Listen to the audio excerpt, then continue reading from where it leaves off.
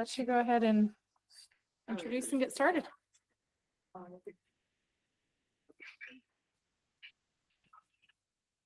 Good evening, everyone. Finally, we figured out how to operate the computer. Okay, this is going to be based on the 2024 update on Kawasaki disease published just a couple of months ago in Circulation 2024 December. With that introduction, there are few things are going to be new. There are lots of things going to be the same. So as you all know, Kawasaki disease was first described in 1967 by Japanese pediatrician Kawasaki. And the cardiac sequelae were later documented 3 years later, 1970. The highest incidence of Kawasaki seen in patients with Japanese ancestry, which is 218 to 330 per 100,000 population. The hospitalization rate in United States in less than 5 years old is really high, almost 18 per 100,000. There is no diagnostic test for Kawasaki. It's all based on clinical examination and identification. There are two kinds of Kawasaki. One, complete. Another one is incomplete Kawasaki.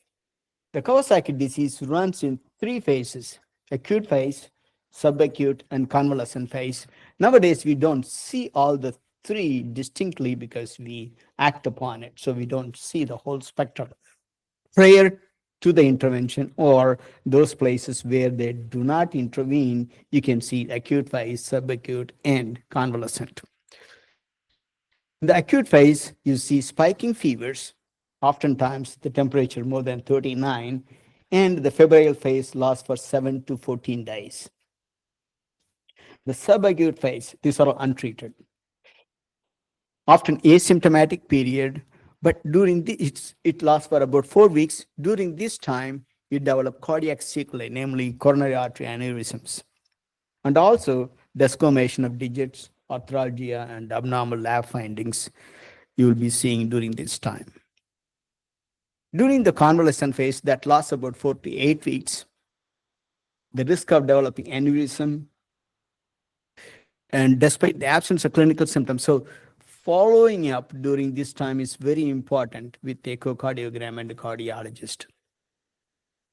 It's very important to remember Kawasaki disease can recur, which is high in Japanese ancestry, in United States 1.7%.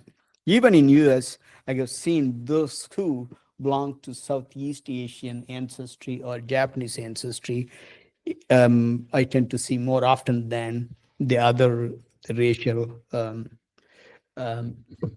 groups. So KD remains the clinical diagnosis that based on 4 clinical features along with 4 days of fever. In fact, this recent article says if you're so experienced or trained, you can even make the diagnosis with 3 days of fever. So you don't have to wait for 4 days. The earlier you intervene, less chances of having coronary artery anomalies and their sequelae. The diagnostic criteria for incomplete KD has not changed in 2024 guidelines. Prior to that one, we had a guideline from in American Heart Association 2017. 7 years later, they came up with this 2024 guidelines. Very important to diagnose early and intervene early and appropriately. We are going to talk about that one in detail. This particular guideline, they added MIS-C also in Kawasaki disease. MIS-C more or less what's similar to Kawasaki disease with shock. When you make the diagnosis of Kawasaki, number one, you need to make a diagnosis of Kawasaki, and immediately you need to group them into 2, standard risk and high risk, very important. Especially when the child is less than 6 months, or when the Z-score, which is different from coronary artery dilation, I'll tell you, it's based on the body surface area of the individual. The big guy, coronary artery, is very different than the small child, so you cannot equate both. So they modify based on the body surface area. So age less than 6 months, right coronary artery and left anterior descending Z-score more than 2.5, that means high risk. That means you need to intensify therapy right away. When I say high risk, it's based on American Heart Association recent guidelines. I want to tell you a little bit background. In patients less than 6 months, the chances of developing coronary artery anomaly is 68%. Between 6 months to 12 months, the chances of coronary artery anomaly is 40%, still high. So even though the guideline says high risk is less than 6 months, I would also consider 6 months too. There is a SON criteria, SON SON criteria. He came up with, he can extend it up to 12 months. I just wanted to tell you because the child is 7 months, it doesn't mean that they have less risk. That's my point too. This is an algorithm presented in this paper. When you suspect Kawasaki disease, most often either in emergency department or in ambulatory clinic, perform lab testing and consult ID, rheumatology, cardiology, or if you are sophisticated place, if you work KD team, Kawasaki team, apparently in some places they have their own team. Inform them and group them into two, complete or incomplete. That means complete Kawasaki disease have been made, immediately you start IVIG and aspirin therapy. If it is incomplete Kawasaki, that means you are not sure yet, then you make the decision based on either ID or Kawasaki team if you have one. And if you consider Kawasaki, treat IVIG and aspirin therapy. If there are any risk factors, immediately intensify therapy. We are going to talk about what intensification means. Those who have a high risk factors need to have echo every 2 days when they are in the hospital and prior to discharge, and also within a week after discharge. And also after IVIG, the fever should subside. The fever persists 36 hours after the IVIG, or if it reoccurs, it's called IVIG resistant. That patient also needs to have intensified initial therapy. The fever subside, send them home, and transition to low-dose aspirin. When I say aspirin, the first-line therapy, it's usually, I won't call high dose. There is too many doses there. Low dose is low dose, single. The high dose means 30 to 50 milligram per kg per day, need to be given every 6 hours. The first, as soon as the patient becomes afebrile, switch to 3 to 5 milligram once a day. Discharge home, transition to low dose aspirin. Very important, when you give an IVIG, do not give live vaccine for 11 months. Otherwise, it won't be effective. And follow up cardiology, we said, but at this point, you already have cardiology involved because they are the one going to do echo. And provide Kawasaki education. And also mention the patient that recurrence is also a possibility. So what are the diagnostic criteria? Fever for at least 4 days, and at least 4 of the 5 following criteria. Having a typical rash, bulbar conjunctival injection, usually bilateral, do not have an exudate. Only the bulbar conjunctiva is erythematous. I'm going to show you the picture. Oral changes, which is very prominent, similar to what you see in patients with scarlet fever. Erythema and cracking of lips, strawberry tongue, oral and pharyngeal mucosa, palmar and plantar erythema. I will show you the picture too. And cervical adenopathy, it's very, usually has a huge lymph node in one side, unilateral. Conjunctivitis, bilateral. Cervical adenopathy, unilateral. And the illness is not explained by any other disease process. Bulbar conjunctival erythema will look like that. And erythematous and cracked lips, strawberry tongue, unilateral lymphadenopathy, and the uh, erythema in the cells, and desquamation. Desquamation usually happens during the subacute phase. I used to see early on. Nowadays, we bounce very early and treat, so we don't see that sequelae anymore. The criteria for incomplete Kawasaki disease: prolonged unexplained fever. Oftentimes, in incomplete Kawasaki, you tend to have fever for 7 days longer because they have not manifested full spectrum.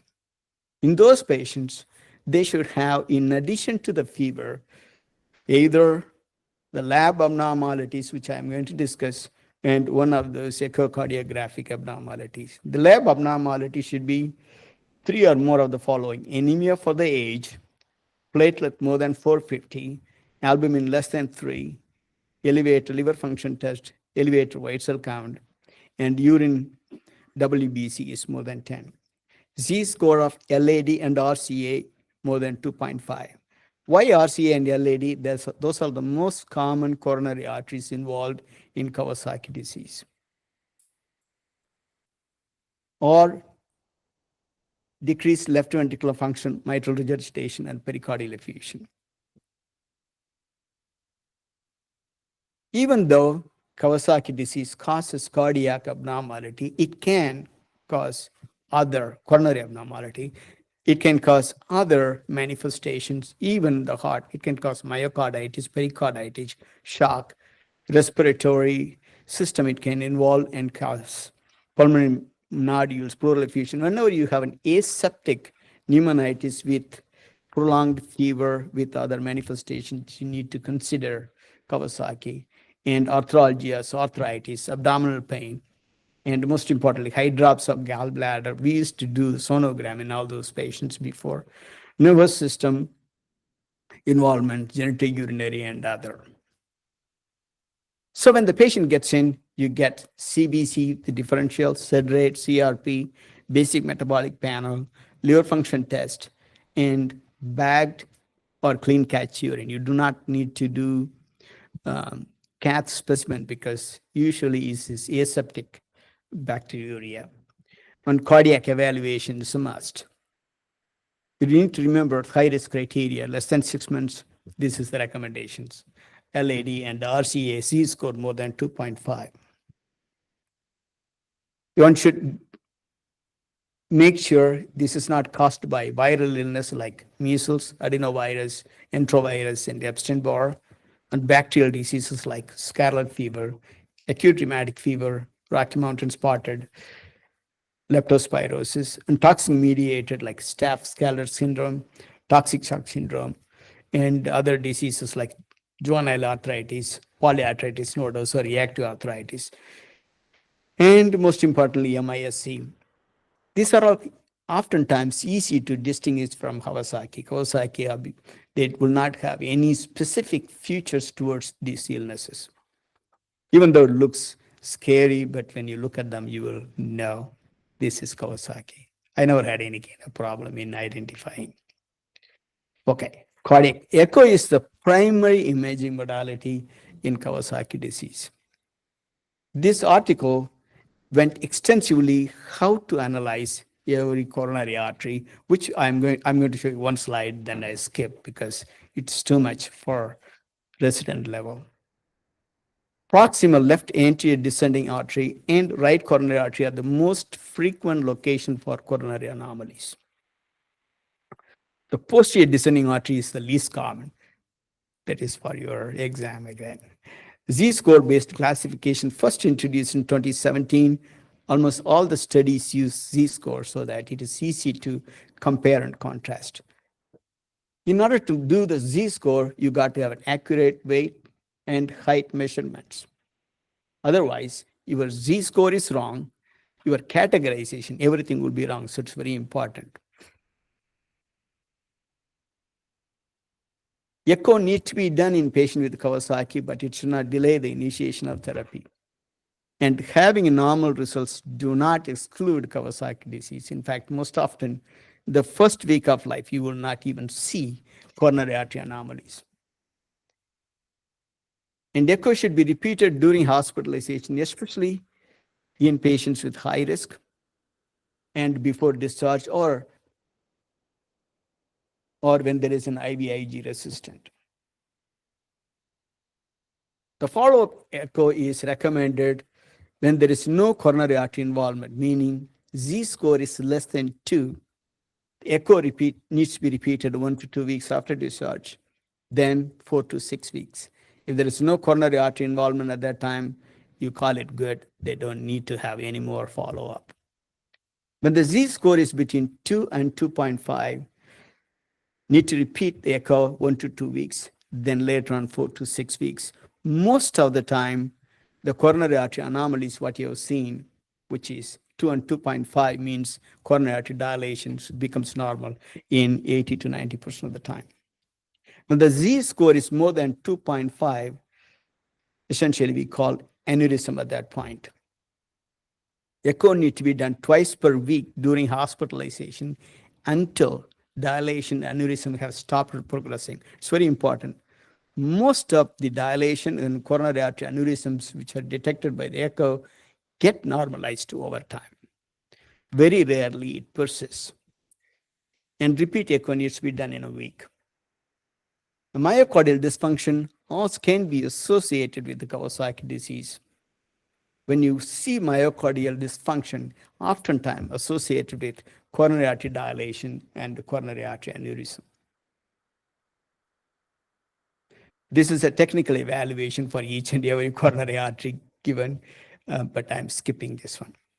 So based on the echo, we group coronary artery anomalies into 3: small aneurysm, medium aneurysm, and large aneurysm. Small means when the Z-score is 2.5 to 5. Less than 2.5 is coronary dilation or normal. Medium is 5 to 10 Z-score. Large or giant aneurysm is when the Z-score is more than 10. So when you have any aneurysm, you need to have anti-inflammatory therapy, and repeat echocardiogram needs to be done 2 to 3 days till the coronary artery dimensions becomes normal. When the Z-score is 2.5 to 5, that is small aneurysm, you start one antiplatelet therapy, which is low-dose aspirin. When it is medium aneurysm, you give aspirin plus another one, dual antiplatelet therapy, most of the time Plavix. When the Z-score is more than 10, in addition to antiplatelet therapy, you give anticoagulation. Currently, we use warfarin, low molecular weight. We are going to talk about oral anticoagulants too, like what you do in adults. Consider beta blockade in aneurysm patients for decreasing the myocardial oxygen demand, and consider transfusion if the patient is anemic. If the patient becomes afebrile and CAA dimensions become stabilized, then cardiology follow-up needs to be done in a week.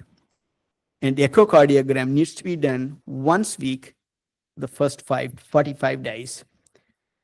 Once aneurysm is remodeled or stabilized, then monthly for the first 3 months. And educates the patient about myocardial infarction. Myocardial infarction usually happens in the first 2 to 3 months after the illness. So those are the very important point. How to identify myocardial infarction in the child. Usually Kawasaki disease affects children less than 5 years old. And they need to be taught about CPR. Long-term management, thromboprophylaxis, and medical therapy. It's all based on Z-score. So Z-score less than 2 means normal, 2 to 2.5 dilation. If it is 2.5 to 5 is small aneurysm, it can be persistent or regressing to normal. And 4 is medium aneurysm, where it can be persistent, regressing to small, or regressing to normal. And the large aneurysm has 4 gradations. We are going to go one by one. When the Z-score is less than 2, that means there is no coronary anomaly. You give IVIG, and the fever subsides, give low-dose aspirin for 6 weeks. and recheck coronary arteries. If it is normal, they are normal, sent home. When the Z-score is 2 to 2.5, that means dilation only, typically it resolves in 6 weeks to 1 year. The recommended EKG and echo at 1 to 2 weeks, 6 weeks, 1 year later.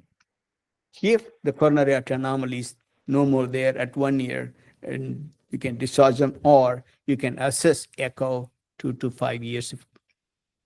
Antiplatelet therapy only for 6 weeks with the low dose aspirin. At that time, the coronary arteries are normal, you can discontinue.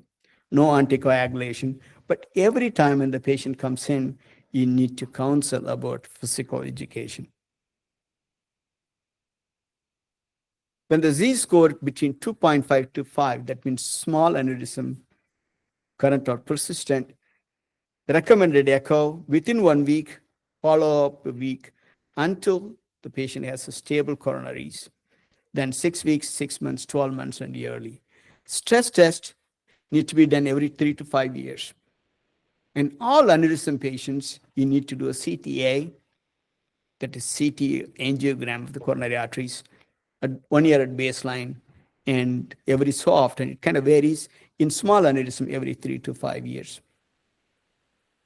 Antiplatelet therapy, small aneurysm, as I mentioned earlier, single antiplatelet therapy, which is aspirin, medium dual platelet, and large dual antiplatelet therapy plus anticoagulation. So in small aneurysms, anticoagulation is not needed, and every time you need to talk about physical exercise. Small aneurysm now regress to dilation or normal. In these patients, echo needs to be done 1 week, 6 weeks, 1 year, and 5 years. And if the patient's stress test and coronary CT are normal, they can be discharged. Stress test every 5 years. Consider CTA 1 year at baseline, and you can consider doing inducible ischemia if you consider, but most of the time they do not need. So antiplatelet therapy, just low dose aspirin, no anticoagulations, again, counseling every visit for physical exercise. Medium aneurysm, again, 3 grades. Current and persistent, medium can go to small, and medium can go to normal. Most of them, they resolve on their own. In these patients, needs to be done, echo needs to be done 1 week, 6 weeks, 3 months, 6 months, and 12 months, and yearly afterwards. Stress test every 2 to 5 years. And again, CTA at 1 year. There is no recommendation to do a CTA earlier than 1 year. They're considered every 2 to 5 years. So antiplatelet therapy, dual antiplatelet therapy, aspirin and Plavix. No anticoagulations needed.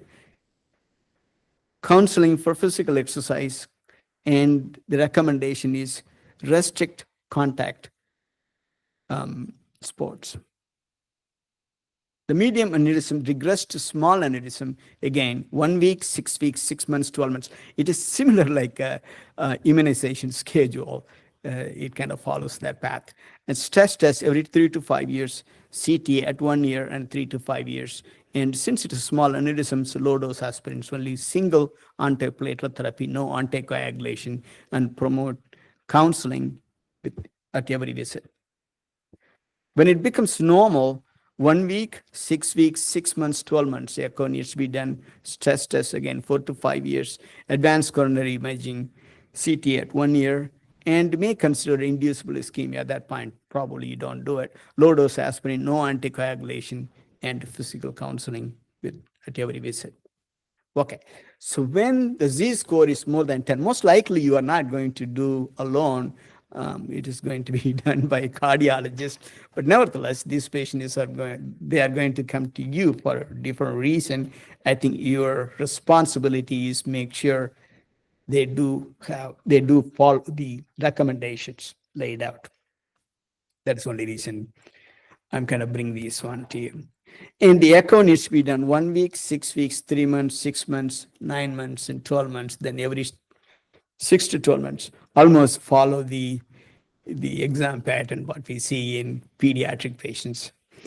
stress test every 6 to 12 months.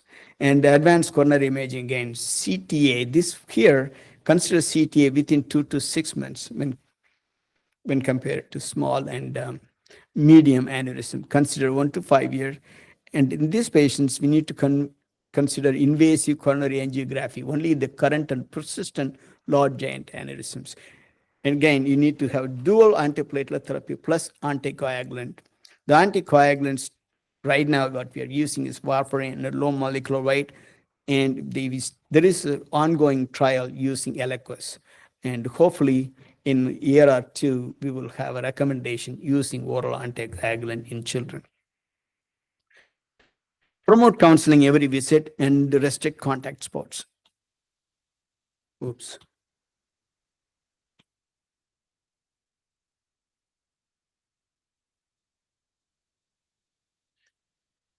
Large aneurysm regress to small. Again, the similar pattern of coronary imaging, antiplatelet therapy, aspirin and dual antiplatelet therapy, anticoagulant similar, and counseling and contact sports limited. Even though the large giant aneurysm regress to small aneurysm, the pattern remains the same. Echo needs to be done 1 week, 6 weeks, 3 months, 6 months, 9 months, 12 months. Then CTA at 1 and dual antiplatelet therapy. Anticoagulant may be considered. That's what the recommendation says. Physical activity, again, restrict contact sports. When it becomes normal, sometimes giant aneurysm become completely normal in those patients. Only antiplatelet, no anticoagulation. And again, still they recommend the contact restriction. Okay, how to treat?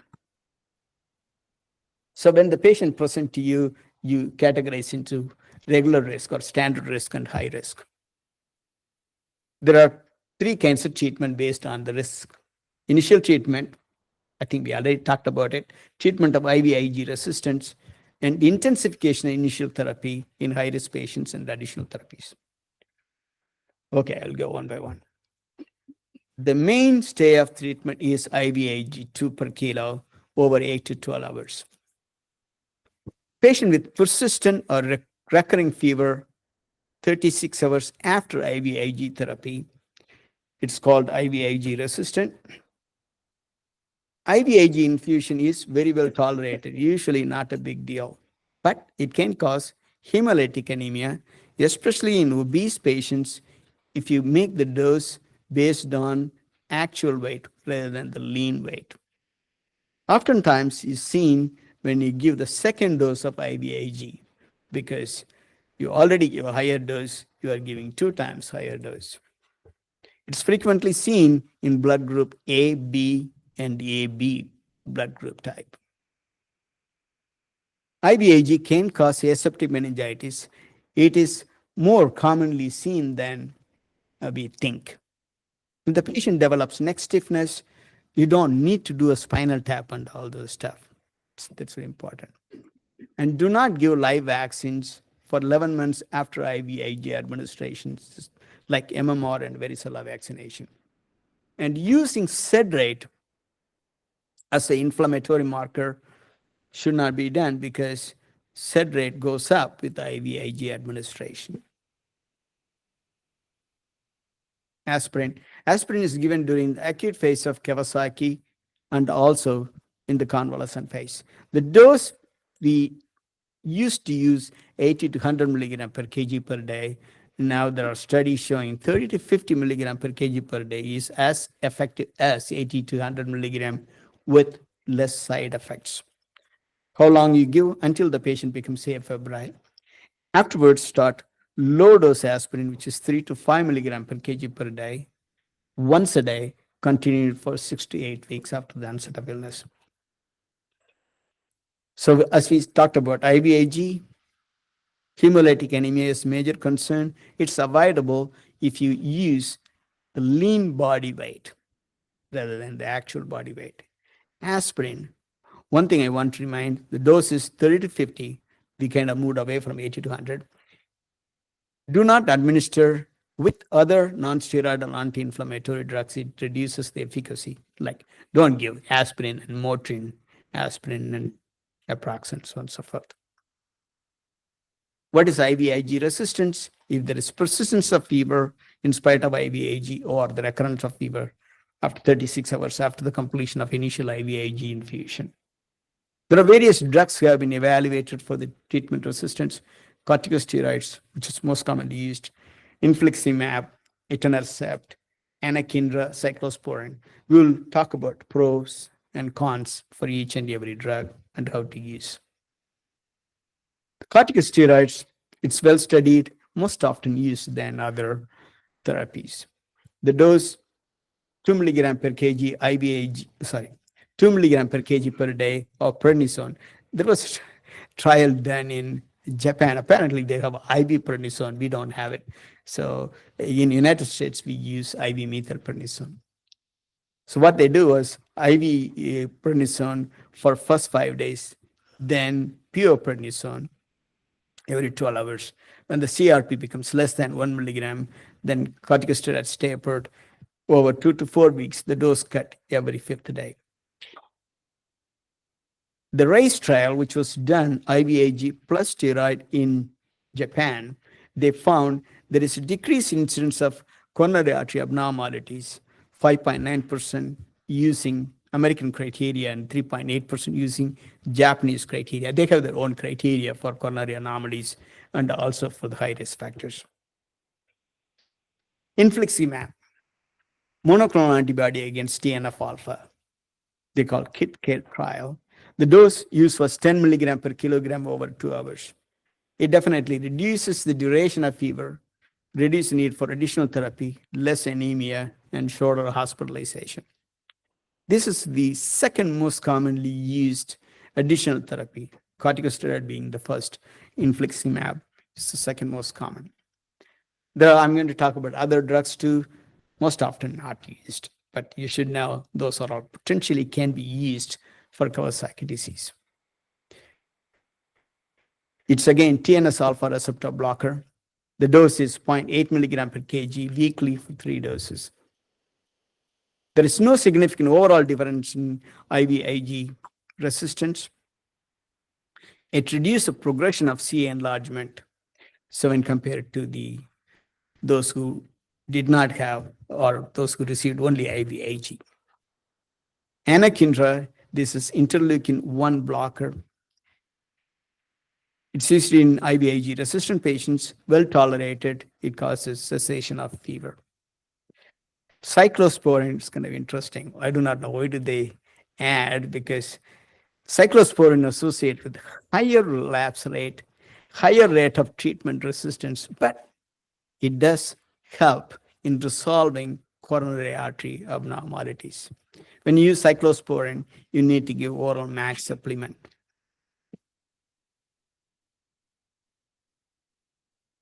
So as you mentioned earlier, the intensification therapy in infants less than 6 months and CAC score more than 2.5. So when you use prednisone, as I said, the RACE trial was done in Japan. They did IV prednisone for 5 days, followed by pure prednisone. This is in United States or North American continent. 2 milligram per kg per day, every 12 hours for 5 days, then switch to pure prednisone till the CRP is less than 1, then taper it over 2 to 4 weeks and cut the dose every 5th day. And whenever you use prednisone or methylprednisone, use Pepcid to prevent the gastric ulcer. Okay, that's next disease. Kawasaki disease shock. Whenever you have a Kawasaki disease, it's kind of interesting because when you have this set of symptoms with low blood pressure, what do you think? Most likely toxic shock syndrome or some other. But there is an entity called Kawasaki disease shock. If you don't isolate anything, most likely it's what. But the interesting thing is identification and treating appropriately. We'll kind of go with that. When the Kawasaki disease presents with low blood pressure, low perfusion, and myocardial dysfunction, it often associated with elevated CRP, hypoalbuminemia, and thrombocytopenia. Well, most of those diseases, other diseases we mentioned, also will have the same kind of clinic lab abnormalities. The good thing is the hemodynamic instability improves with IVIG in Kawasaki disease. So high index of suspicion is important so that you can start IVIG, everything improves. These patients have increased risk of IV resistance. So the recommendation is when you have a Kawasaki disease shock, you can start intensification of initial IVIG, like IVIG plus steroid can be considered early on. Additional therapy for coronary artery aneurysms. When the giant aneurysm continue to progress despite IVIG and other adjunctive therapies, one can use cyclophosphamide. But it should be used in consultation with rheumatologists. And these patients need to be properly hydrated, as you all know. And one can use statins. I'm going to tell you a few drugs. They are not well studied, but they have mentioned in this update. Atorvastatin, you all use Lipitor, and there is no randomized clinical trials with statins, even though theoretically it could help, but there is no randomized control trials. Anticoagulation. This is often used in large coronary artery aneurysms. Currently, we use warfarin, low molecular weight. The problem with warfarin is you need to follow INR, which is difficult in patients, in children, to keep tight control on the INR. Low molecular weight, you need to give them a shot 2 times every day. So oral anticoagulants is a good alternative. And also, when compared to warfarin and low molecular weight heparin, it has less bleeding and thrombosis. In fact, it's good safety profile. So fewer drug and foot interactions, and there is an antidote. So currently there is an ongoing trial using Eliquis. Hopefully in a year or 2, we will have that one. And I'm on to the next one.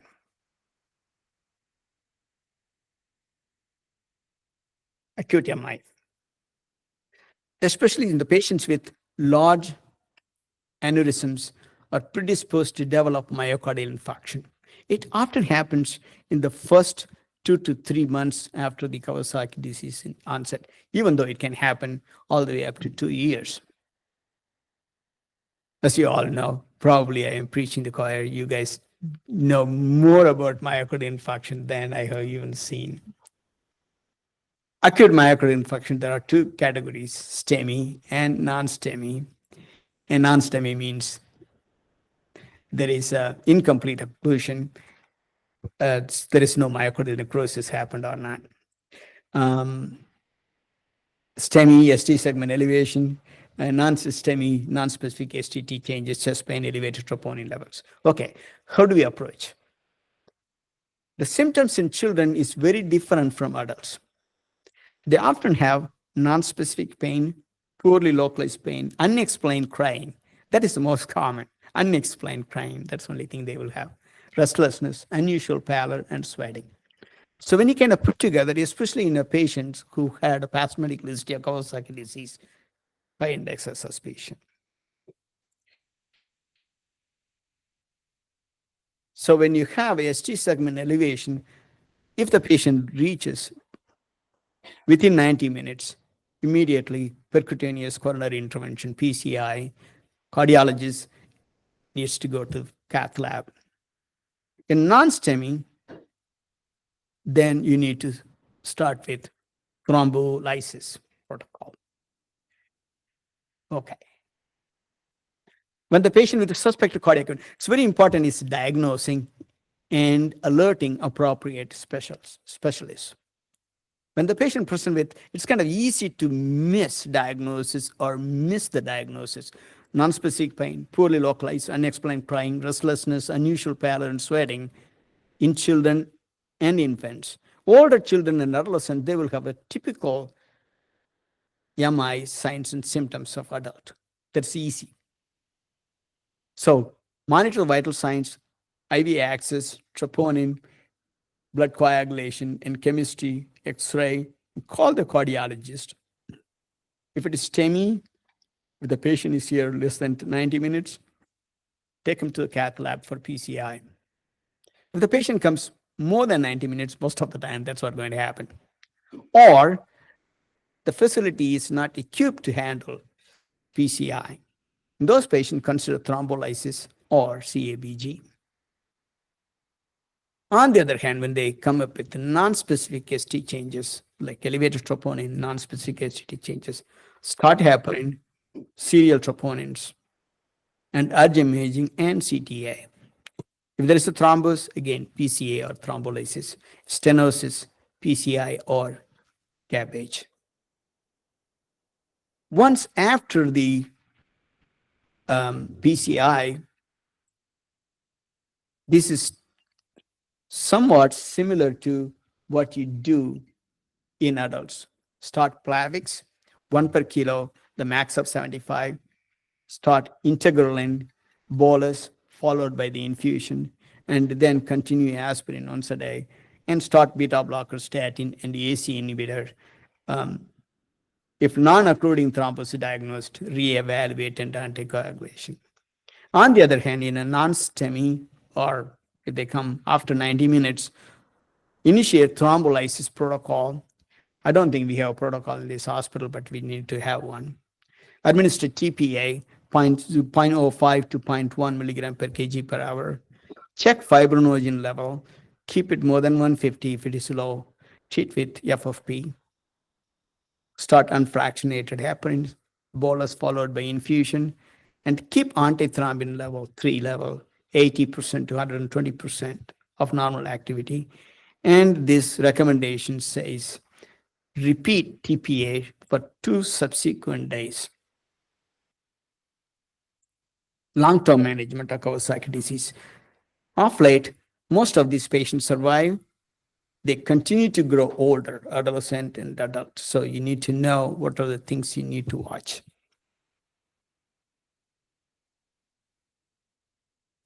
As we all know, the CA dimensions, the coronary artery anomalies usually happens in 2nd or 3rd week of illness.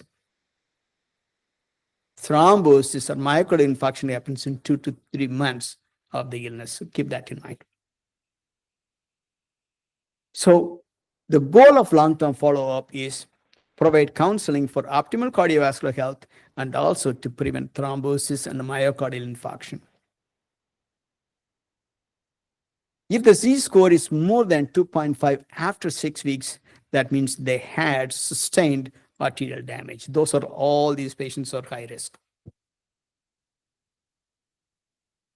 Transthoracic echocardiogram is the constant modality. That's the only thing we are going to have, but we will have less reliable information, especially when the patients are obese and when you have a poor acoustic index. So one should fall back on CTA, CMR, and invasive coronary angiography to reliably identify coronary thrombosis, stenosis, and other complex architecture. So coronary CTA, how coronary CTA different from initial echocardiogram? I did not know that before I read this article. Initial echocardiogram, even though say coronary artery dilation, aneurysm, so on and so forth, it can look at only the proximal part of the coronary artery. CTA evaluates the whole coronary artery, proximal and distal. That's how CTA is very important to evaluating the whole coronary artery anomalies. And also, the coronary CTA, there is a sophisticated mechanism called fractional flow reserve, detecting the pressure changes before and after the stenotic lesions, so they can doing some kind of sophisticated formula to find out how occlusive or how narrow the occlusion is. The other important thing is calcification. This is interesting data. That's 10% calcification occurs in 10 years, 38% in 20 years, 72% in 30 years after the initial Kawasaki disease. It tells you 2 things. There is progressively decalcified. That means it can cause narrowness of the coronary arteries. Number 2, they are living 30 years beyond their diagnosis. So you have to kind of keep that in mind. CTA typically you do 1 year from the diagnosis, as I mentioned earlier, except in Z score more than 10, they recommend 2 to 6 months. And as I mentioned, the CTA gives clear picture about the distal coronary artery abnormalities. The second one is CMR, like coronary magnetic resonance imaging. The advantage of CMR is over CTA, not only it evaluate coronary artery, it also evaluates ventricular function and tissue characterization, even myocardial inflammation it can detect. Another advantage is there is no radiation with the CMR. Well, there is a disadvantage. You have to sedate these patients younger than 8 years. That is a disadvantage. Apparently, there is something called flumioxetol if you use enhanced coronary MRI, which is as equivalent as invasive catheter angiography. So it is worth doing it instead of sending the patient to the cath lab.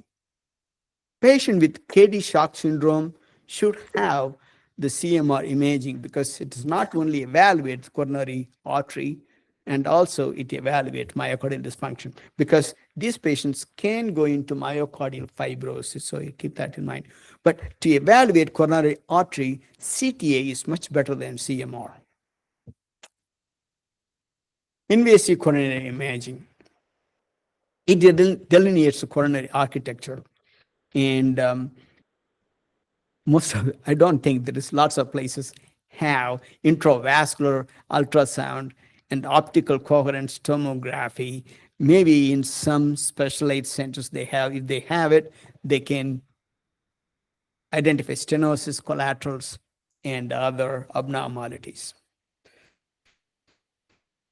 This is important. Assessment of inducible ischemia. The indications are when the Z score is more than 10, the large aneurysm, when the luminal narrowing is more than 50%, coronary thrombosis. When you have any of those, it's better to check inducible ischemia. Make sure this lumen is narrow enough to cause or could cause myocardial ischemia. Exercise stress echocardiography is the best one because it does not involve radiation exposure and preferable over stress nuclear and positron emission tomography. And also, important one is in children who cannot do exercise. In small children, the CMR imaging is much better than, well, that's the only thing you can do because they cannot do exercise. But if the patient can exercise, children more than 7 years, that is the preferable mode of doing it. Sometimes one can use pharmacological therapy, drugs like dobutamine to elicit the same response. As I mentioned, most of these patients surviving very many years after the diagnosis. And so important, the pediatrician. Well, for you guys, there is no problem because you can handle from neonate all the way to geriatrics. For pediatricians, if they handle that one, they have to have structured intervention, incorporate the comprehensive planning, transfer, integration to adult care. Well, this is also important. Most likely, the pediatric cardiology is going to deal with children. Then you need to move them to the adult cardiology. This concludes the update on Kawasaki disease.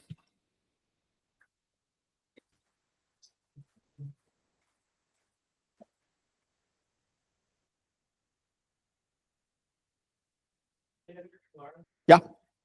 So for when they're IVIG resistant, you're not getting a second dose of IVIG in the or Yeah. is that what you're doing?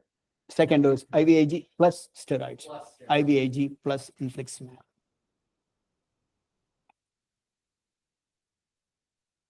I think this particular update gives emphasis on early diagnosis, early intensification of therapy when there is risk factors.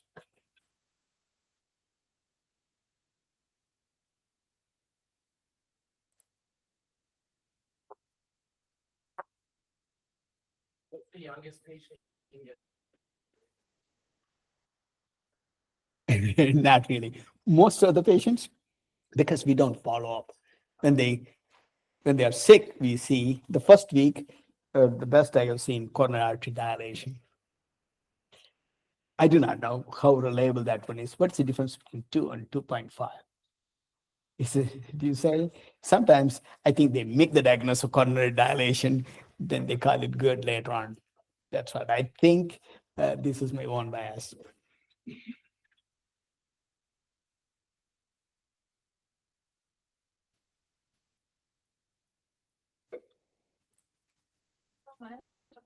Oh, thank you so much. I appreciate it.